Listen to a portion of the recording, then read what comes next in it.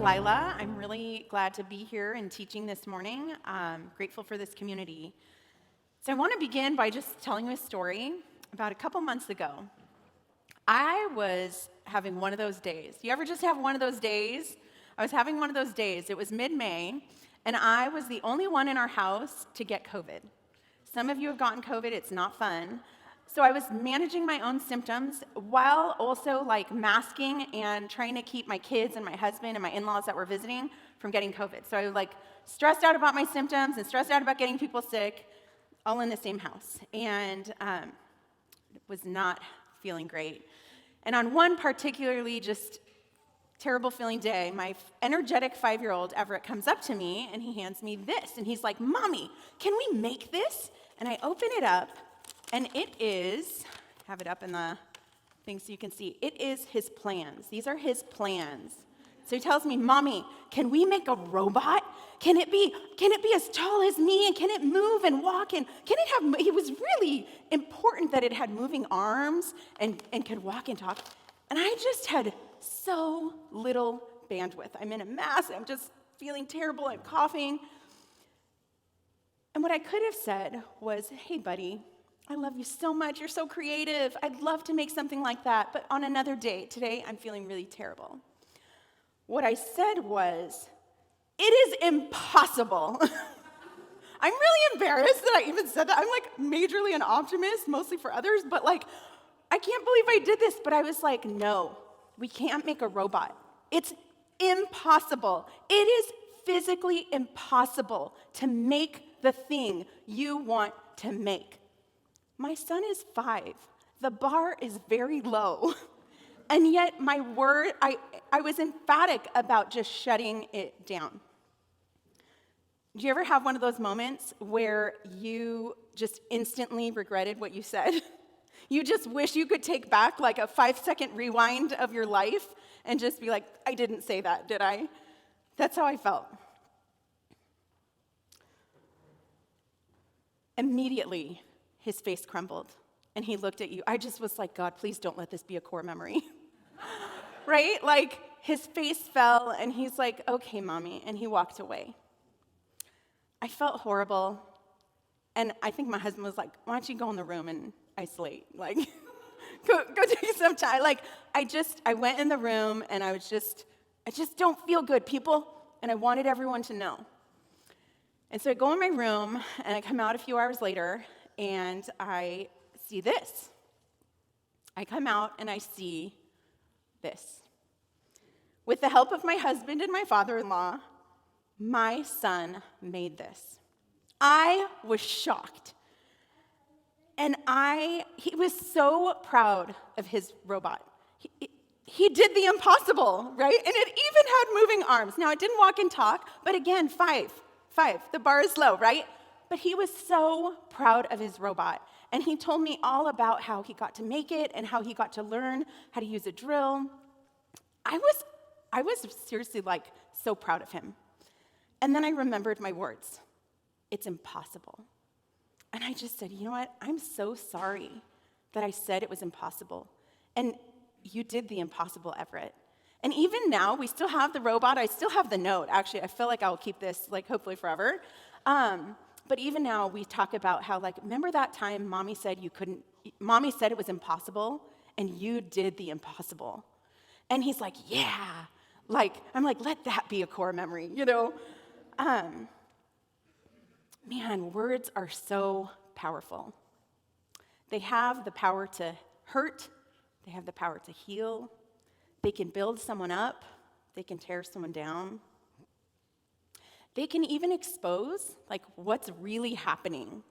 When we say, "I'm fine," or "nothing," they can tell what's really happening inside, right?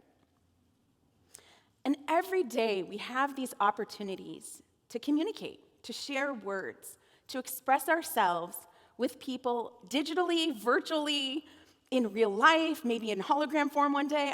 We have so many ways that we can communicate and express what we want.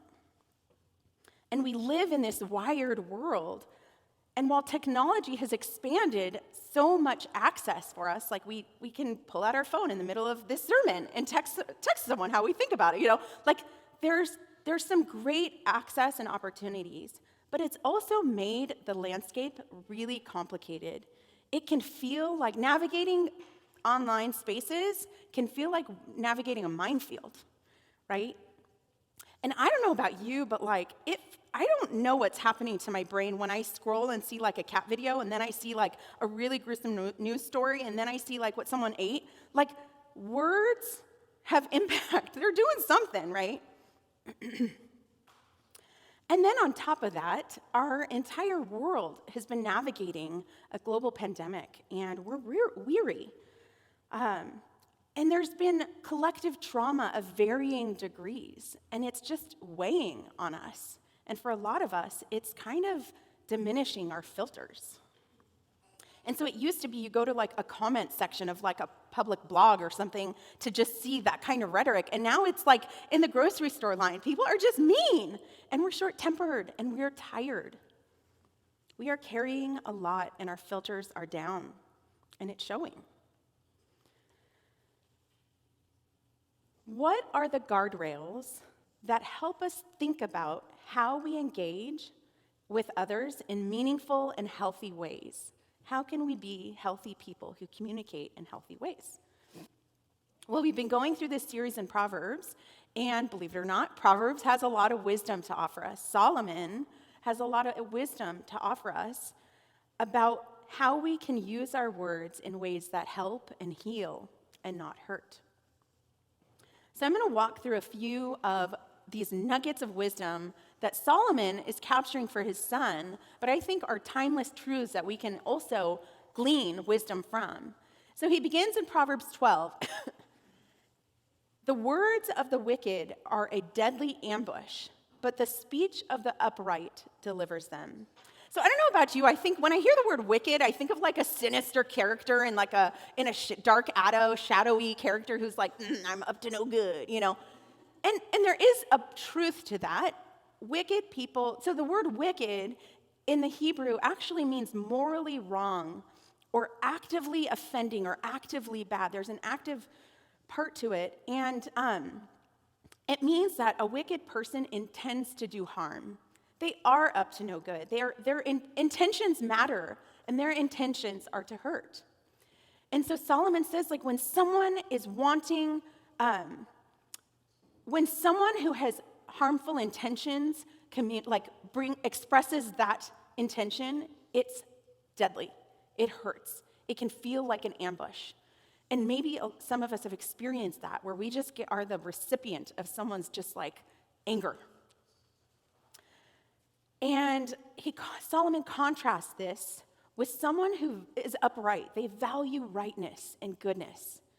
And rather than aim to ensnare, their words end up rescuing. They're like a lifeline.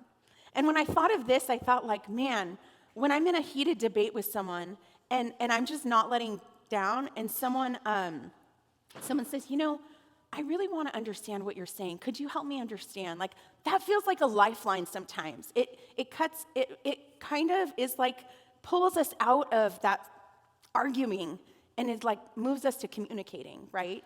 The words of the upright are like the speech of the upright delivers them. And Solomon continues, he says, fools think their own way is right, but the wise listen to advice. Fools show their anger at once, but the prudent, or another word for wise, ignore an insult. And lastly, he fills out these contrasts. So if you notice, he's starting to contrast this like wicked fools on one side, like what one type of person does, and then with like another way of being.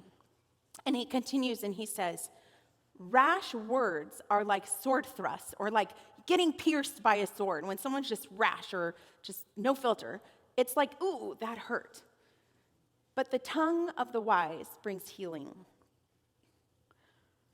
One who is clever conceals knowledge, but the mind of a fool broadcasts folly, which is like again, no filter. There's just no filter to what they express or what they say. I feel like that's kind of the tagline for any social media outlet. It's like, right, that's what we want. We want no filter. So Solomon is painting these two contrasts. They're two very different ways of being. And on one side, you have a fool. A fool literally means like someone who despises wisdom. But he fills it out. He says, fools are not just people who are like, I don't care. It's like they think they're right, but they're wrong. They're reactive. They're rash. They have no filter, and they lack the judgment. And they honestly don't care who gets hurt. They lash out in anger. Their words cause harm. They don't want to be right. They want to feel righteous. Fools. On the other side, you have someone who is open, someone who seeks and applies guidance from wise people in their lives.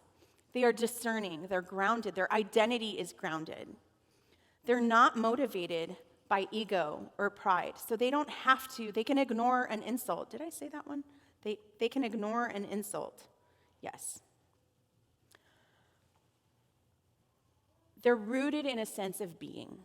They know who they are. They're wise. They value getting it right more than being right. And their words help heal people. And I used to read about these proverbs as like in my younger days. I wasn't a kid, but I was like new to faith. And I'd think like, oh, the fool and the wise. Like you're either a fool or you're wise. Like don't be a fool. And I used to think of them as like fixed identities. Like if you mess up, like, oh, clearly you're a fool, right? But as I was reflecting and studying and really kind of trying to unpack and parse out like what these words actually mean, what struck me was how active and in the moment the descriptive words were. So like a wicked person is actively harming, actively offending. A wise person, the word wise actually, when it says the wise listen to advice, there's an active, like, the Hebrew words isn't just like, oh, they take in information. They're actively seeking and then responding, applying the wisdom that they receive. So, like, wise people are not just, like, born with a beard and, like, I'm just wise, like, talk to me. There's an active pursuit for wisdom. There's an active openness and vulnerability to say, I need to know and learn and grow. And so I'm going to seek wisdom from others, and then I'm going to apply it into my own life. There's an active participation. And there was something that just really helped me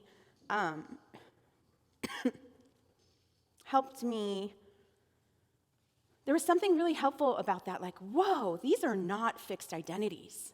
There's hope, right? And it's almost as if Proverbs chapter 12 is asking the question, who are you becoming? Not who are you, but who are you becoming? It's almost as if Solomon is painting not two caricatures, but actually two roads, two paths. And on one path, I have a picture of a path. On one path, we see the markers that leads to foolishness. So they're not paths of identity, but they're saying this is the eventual destination. This is what it looks like to eventually get to the land of foolishness. And this is what it takes or looks like to walk towards wisdom.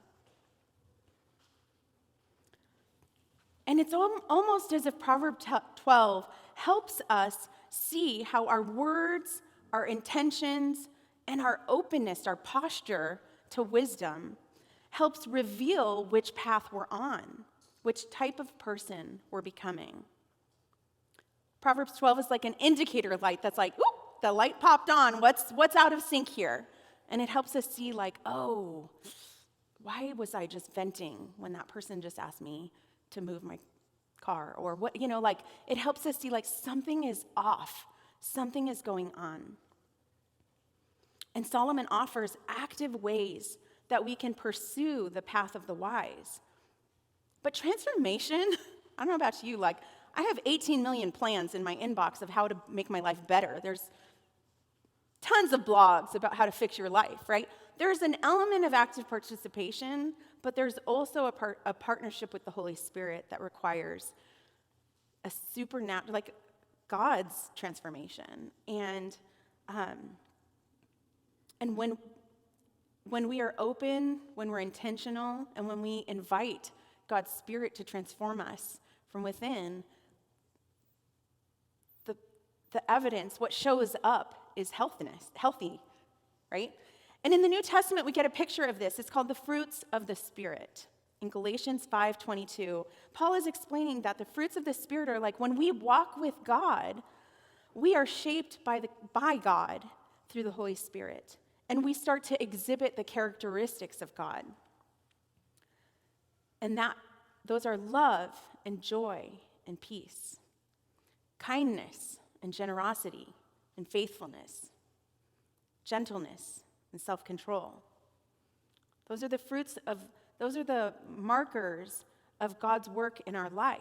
And I don't know about you, but when I say Christian in our world, I don't think those are the markers that people come up with. We got some work to do. And what I appreciate about the active nature of this word, this wisdom Solomon's giving, is it kind of relieves me of the shame that I can feel when I mess up. When I say like, dude, it's impossible. And my son is like, boom, what's that? Right? So like, I can wallow in shame and just be like, I'm such a fool, and just live into that identity. But actually, what I could do is see that indicator light as an invitation for transformation by the Spirit, to be able to say, something is off and I need maintenance. Does this mean we never lose our cool? No. There are so many reasons right now for us to lose our cool. Like, we are going through it. And each of us have our own stories of what we're carrying. Each of us have our own concerns and questions and things we're wrestling with, and fears and anxieties. And there is a place for anger. There is a healthy place for anger. We see that with Jesus. When people are being oppressed, Jesus gets angry. And he goes into the temple and he flips the tables and he says, no, it is impossible. And it's righteous of God to do that. It is right. There's a healthy place for anger. But sometimes our anger is evidence of something amiss.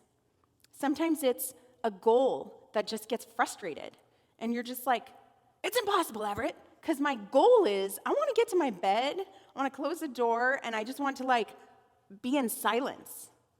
And so my anger is like an expression of like a goal that is just getting frustrated. Sometimes anger is a secondary emotion. It's the emotion that we feel most comfortable and probably society accepts the most. But actually what's underneath is this myriad of emotions. And I think there's a slide even that captures that. Sometimes we're feeling lonely, or we're feeling sad, or we're feeling a host of emotions that either we are not ready to feel or we don't know healthy ways to express. And so what comes out is a lashing, but really what's underneath is overwhelming stress or jealousy or shame. And it is in those moments when we are open to say, what do I need? That we can go to a trusted friend, we can pray and ask God to help us. We can talk to a spiritual director or professional to help us understand what is our anger revealing and how do we get healthy. And that awareness helps us on that path of wisdom. And we can change paths. I love that there's just like a hope in Jesus that we are not fixed identities and we are not fixed paths.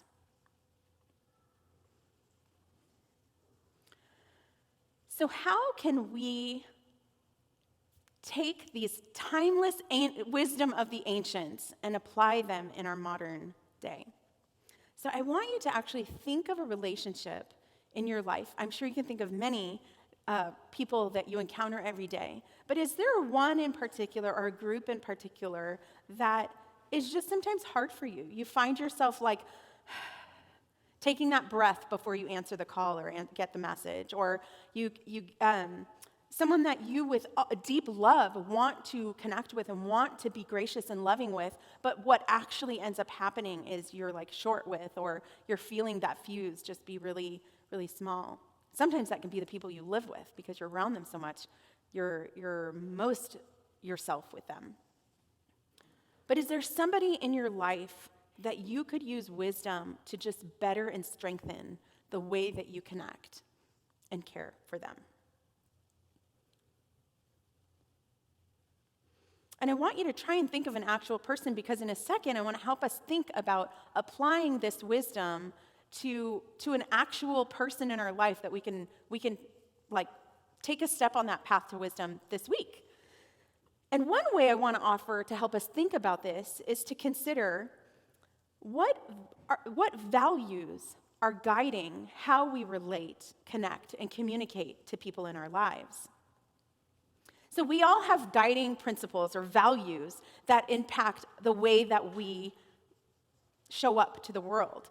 So most of us got in a car to get here, and probably almost all of us put on a seatbelt. And that's a guiding principle, because we either value being really safe and we want to like put on a seatbelt. If we get in a car accident, we don't want to get hurt. Or we value following the law. We don't want to get a ticket, or we don't want to be out of step with what's required of us. Values become guardrails for our actions so that we can become who we want to be with intention. I have a friend who is a spiritual director, and for many years she was a spiritual director to like leadership teams all over the country. So most of what she did was virtual. And I was meeting with her for spiritual direction, and she was telling me how she has this, we were talking about focus and being present, and she said, oh, that's my main thing when I meet with someone. She said she has a sticky note on her laptop at the very top. So every time she opens up her laptop to meet with someone, it says, be present. And it reminds her of the guiding principle for her to just really see and help people feel seen. But she also said it reminded her to pray. So she began every meeting with just a really quick prayer. God, help me be present, because I face the same distractions as anyone else. Like, I need help to be present. And I really appreciate, I think it brings focus, like her intention, her value that guides how she shows up to people. Some other examples of guiding principles in our lives include like,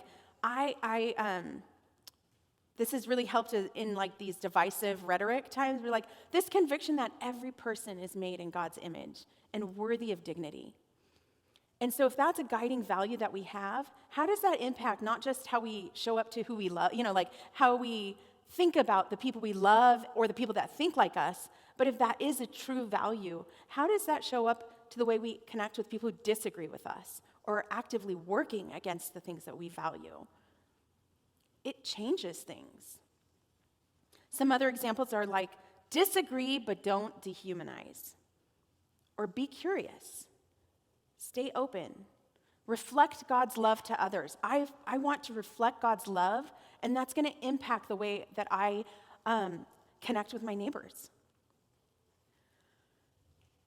At the end of Brene Brown's podcast, I don't know, she's got a bunch, but she's got a podcast where she ends each episode saying, like, be awkward, brave, and kind. And that's kind of like her guiding principle. She knows, like, that is what helps us move towards vulnerability. So stay awkward, brave, and kind. And she just embraces, like, awkwardness is vulnerable, and it's okay. And you know her. Vulnerability is her thing. That's her guiding principle. One way I've experienced this intentionality is this past year. So My mom is someone who I love deeply, and we are wired very similarly. And she is probably someone who I can move from, hi, hello, how are you doing, into like a full-on argument in the shortest amount of time. We are both passionate, feisty, convicted people, and we know how to push each other's buttons. We are not aware that we're pushing each other's buttons, but when it escalates, we're like, ooh, yeah, we just pushed them all. And we went through a rough few years. As the tensions were kind of mounting in our country, the tension in our relationship was mounting. And it felt like every interaction with her ended in just pain and harm and hurt. And I hit this point in January of last year where I just felt a lot of regret. My parents are in their 70s, they've had some health issues, and it's helped me reevaluate, like, our time is limited. And I made a commitment. I reprioritized the way that I connect with my mom.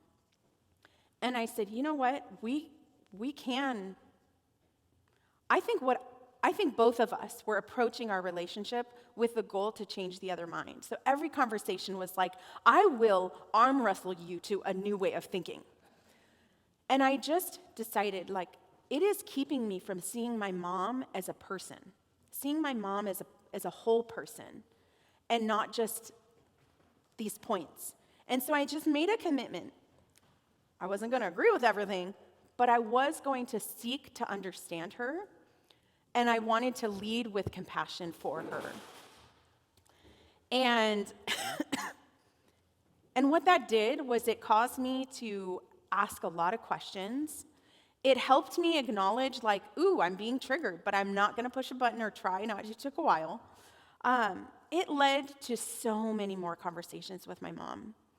And my mom and I have history. There's a history of harm, and that's, those things are real. I don't think this minimizes the healing that needs to happen holistically, but it has been a guardrail that has helped me be really intentional and thoughtful about how I engage my mom and how I use my words with my mom, what I say and what I don't say. And honestly, I think it's really healing my relationship with my mom. As you think about someone in your own life, what might be a guiding principle that can help you be wise in how you show up to them?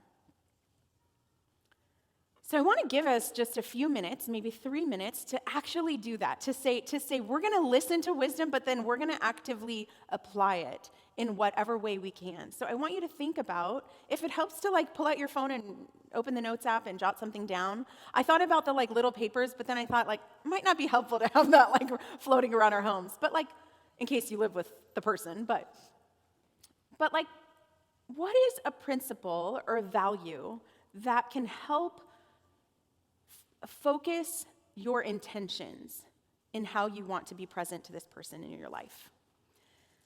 So I want to give us a couple minutes to think about that. And then maybe if you come up with something, I'll see if one or two of you want to share them, because I think it's helpful sometimes to hear like what it looks like to be just that one step ahead to keep us moving forward. So take a minute. If it helps to just chat with the person next to you about this, it's okay. You can do that. But take a minute, and I'll bring us back in just a minute.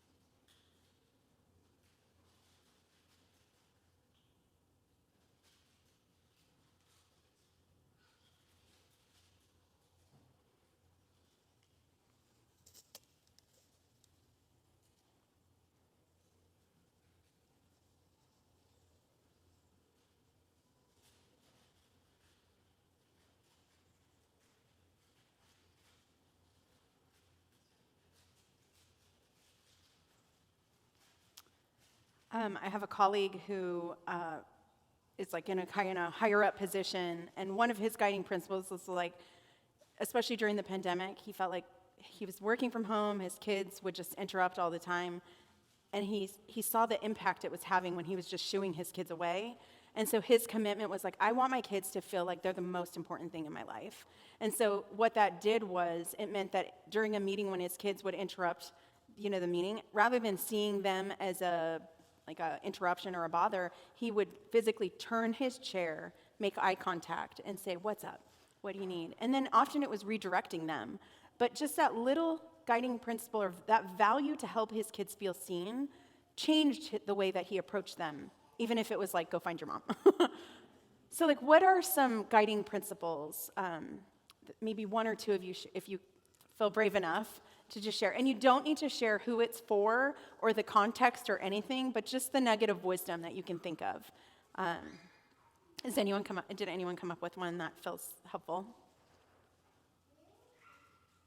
One of the things I'm working on is trying to see things as like, I'm an Enneagram 1, so there's typically two, it's either this or Oh, two yes. solutions to a Okay. no way, yes or no, right or wrong. Yeah. So to say like, there are 100 options. Yes. There's 1,000 ways this thing could go. To be curious and open Yes. instead of like, it's this or this. So Yes. I often walk in very closed to options. Yes. Instead of like, how do you want to see this go? Yeah, that's great. That's helpful. Difficult relationships, whether family or friends that you're Yes. enter into, or going to pivot the other way or swing the other way and invite them intentionally to connect, because they're seeking that when we're in those interactions. Yes. Drained by their pressing needs. Yes. Okay, well, let's just give them that, not make them feel like they need to seek it, but offer. Yeah, that's good. 3 people came to me. Yeah. Yeah, and when we stew, sometimes we have, I know people in my life where I'm like, oh, that's this person. And when we kind of, oh, they're the one that drains my energy or whatever, and we kind of keep that as the lens, then that's really also all we see of them. But I love how by pressing into seeing them, inviting them in, and just building other connections around them, it helps you kind of broaden out how you see who they are. Yeah, I appreciate that.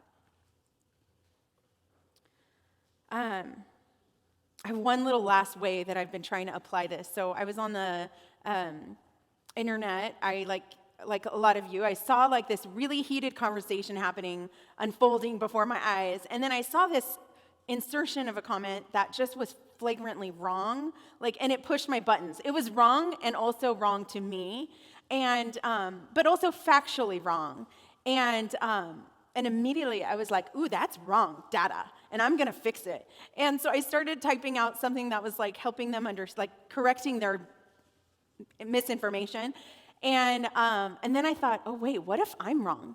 And so I went to Google and I was trying to find out is this true? Is this fact correct? And I was like, I'm right. And so then I was even more energy going to type out my answer. And then I asked, oh wait, how can I actually be curious and not just put this person on blast? And so then I was like, I don't need to actually correct them. I want to ask a question. Hey, help me understand why this is tapping into why you're feeling this is true for you. But then I realized I actually don't know this person. It was in a group, and there is no relationship that I have with this person. And I was like, delete. I do not need to send this. And I realized a guiding principle I have in the limited bandwidth in this season that I have is if I'm going to have hard conversations, I want them to be in the context of relationship. And it just was helpful for me to recognize just the clarity that wisdom can offer the way that I spend my energy and how I relate to people. So it's a work in progress, right? Wisdom helps us be discerning with our words, our intentions, and our way of engaging. And that's what Solomon wanted to pass on to his son. And I think it's evergreen wisdom that helps us think about how can we be people of wholeness and health in this really divided and fractured world. Imagine what the world would be like if everyone had guiding values to help them navigate relationships. Imagine what our neighborhoods or our cities or our homes would be like if we were just really intentional about these practices.